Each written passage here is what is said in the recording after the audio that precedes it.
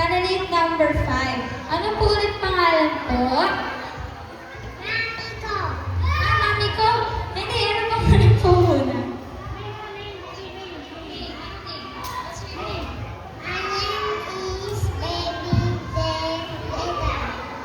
Ilan?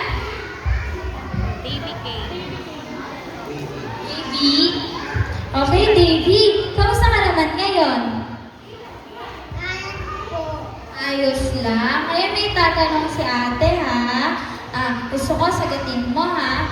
Bakit napili mo maging parent? Profession. Bakit gusto mo maging parent?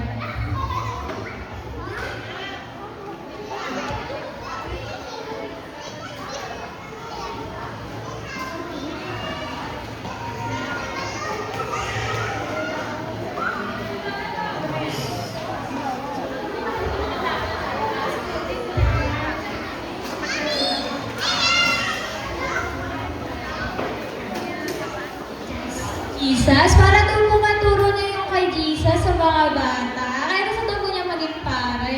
Okay, thank you po.